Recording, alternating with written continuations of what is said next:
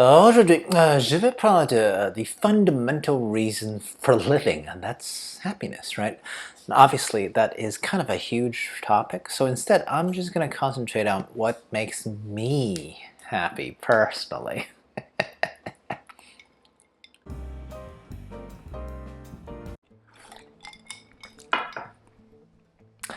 Hey, XenPuck here. Today I'm going to try to go both super broad and super narrow. By broad I mean I'm touching on one of those basic conditions of humanity in general, and that's the whole pursuit of happiness thing, right? But also narrowly because I realize that of course happiness means a lot of different things to a lot of different people, and I can't really speak to anyone's experience except my own. So I will give you my categories towards happiness and see if you guys feel something similar, I guess. Honestly, it makes no difference to me either way. I am pretty weird. I am introverted, and I have no need of regular employment at this point, alright? I don't say these things to brag, obviously, but they are kind of relevant as to why the things that I pick now are, what's bringing me joy, right?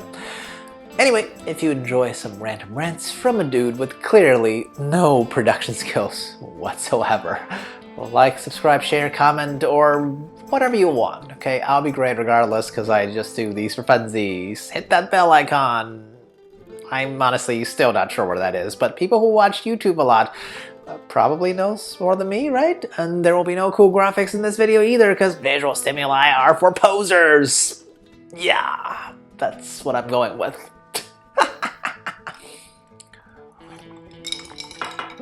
Now, the most important thing that brings me happiness in life is a simple one, and that is, of course, love. Specifically, I really just mean love of my wifey, okay? That's a bit of an intoxicating thing to really ponder about, right? I make that distinction because obviously I do have other people who love me in life, such as my folks, but somehow I don't treasure that in the same way. What I mean is, when I was younger, by myself, often I find myself lamenting on whether I'd be missed if, say, a plane I am on crashes and I'm just suddenly gone, right? And in that scenario, I know at that point in life, my parents surely would miss me, and yet, I don't know, as much as I appreciate that sentiment, it just didn't feel like a great loss for me. I mean, I think maybe because one does not get to choose one's parents, so their love is, even if slightly, I would call it maybe a little bit more one-sided, right? Only feeling missed by them just didn't feel like enough. Now that's different when it comes to my wifey though, because we chose each other, we'd like to say. Okay, but let me be clear, I am the dude and I did hit on her first, and she let me hit on her, but still, I definitely picked her first, okay? Now, I spend a good deal of my time just making sure that my wifey is happy, because when she's happy, I'm happy. It's really as simple as that. My wifey's smile can pretty much negate anything that's getting me down in life, okay? In video game terms, she's like a massive, constant, passive buff, okay? She makes me a better person somehow all the time, and I try to be thankful and cognizant of that every single day.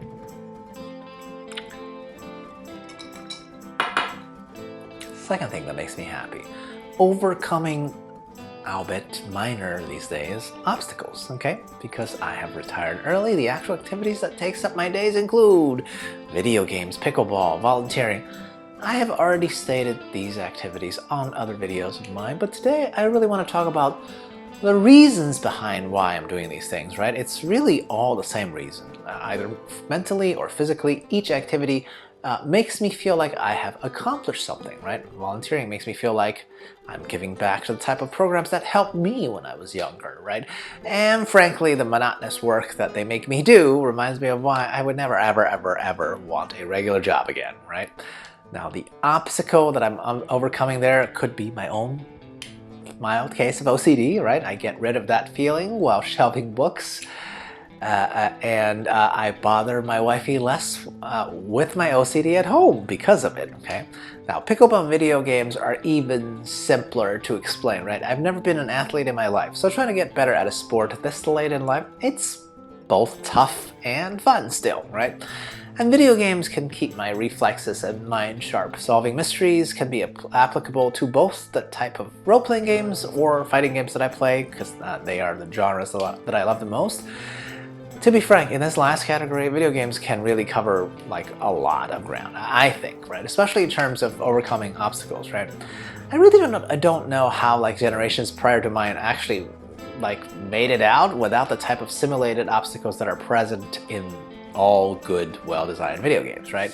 Because I joke, when I am an actual old person, I'll be fine so long as I can plug myself into a PlayStation 8 or whatever it is that, you know, that will be in the future. I'll be solving problems all the way until I'm, you know, mentally dead, right? So long as video games exist. Now, the final category of stuff that that gives me joy is learning about things that I didn't know that I should know about, also known as the unknown unknowns. I mean, this last bit is obviously situational, right, with regards to myself, right? I have to recognize the privilege of just being able to explore subjects that I've never really thought about before. And of course, we're talking about, you know, what an individual, myself, likes, you know, and so all these elements that I've talked about of what makes me happy are kind of related, right? For example, I'm learning a little bit of French, very slowly, but it's still ongoing. Not because I personally felt anything about French culture, but because my wifey likes it, right? I use this one as an example. This is not a knock on French. I mean, the language is nice, the food is, you know, regularly rated. I like them, but I have to iterate that I've only chanced upon it by association, right? Another example would be a friend of mine invited me to join his debate group, like an adult debate group where you choose topics based on whatever you're interested in. My goodness. So now I'm just reading more about subjects I've never really spent much time thinking about. But if you know me, I do love arguing. I'm always up learning. I'm always up for learning new subjects, right? So it's perfect. Now I get it though, learning about new subjects of science, sociology, economics, whatever, it takes time, especially if you want to go down the rabbit hole on any of these subjects, right? By the way, it's not just me either. My wife has gotten into, let's say, web hosting because she is doing, she's making a website for one of her volunteer hobbies, but just watching her go down her own respective rabbit hole is very inspiring to me. I mean, we're not actually seniors yet, so there are decades more of mentally capable learning left, and that should by itself be very exciting, I think. Now, in conclusion, by the way, today I've tried to stay away from my usual topic of like money management and personal finance, and I think, you know, I did a pretty good job at that. It just illustrates to me that, by the way, money is just a tool to buy back time and flexibility, right? The things that come foremost in my mind that relates to happiness, you know, like I mentioned, joys of partnership, family, discovery of new things, and overcoming obstacles. None of these things individually really require that much material, you know, dollar resources, but they do require the resource of time, right?